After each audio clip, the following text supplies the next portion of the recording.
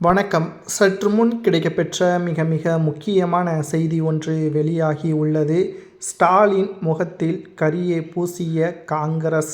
சுமார் 50 தொகுதிகளை கேட்ட காங்கிரஸ் தற்பொழுது திமுக 25 தொகுதிகள் ஒரு மாநிலங்களவை கொடுப்பதாக வாக்குறுதி கொடுத்துள்ளது.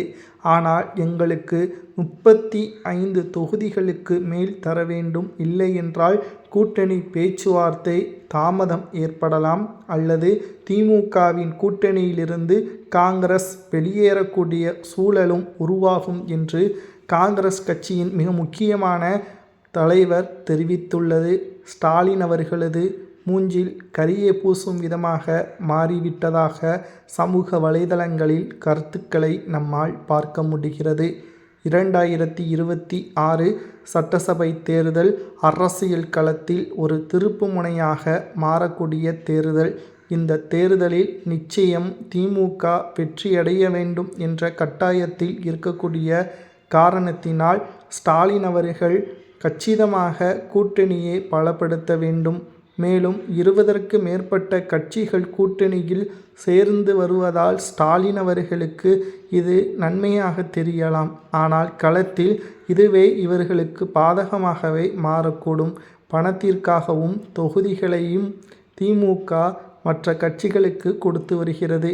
ஆனால் மக்களுக்கோ நல்ல தொகுதிகளில் திட்டங்களை இன்னமும் செயல்படுத்தாமல் தாமதமாக இருக்கக்கூடிய காரணத்தினால் எதிர்க்கட்சியினர்கள் திமுகவின் மீது கடுமையான விமர்சனங்களும் குற்றச்சாட்டுகளையும் முன்வைத்து வருகிறார்கள். 2026 சட்டசபை தேர்தல் திமுகவிற்கு எதிராக பார்க்கப்படக்கூடிய தேர்தலாக அமைந்துள்ளது. இந்த தேர்தலில் ஸ்டாலின் அவர்கள் நிச்சயம் மிகப்பெரிய தோல்வியை தழுவார். காங்கிரஸ் எடுத்த முடிவு சரியா?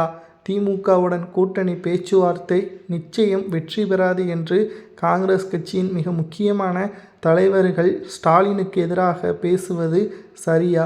மிக முக்கியமாக நாம் பார்க்க வேண்டிய ஒரு செய்தி என்ன தெரியுமா? காங்கிரஸ் இல்லாமல் திமுகவால் வெற்றியடைய முடியுமா?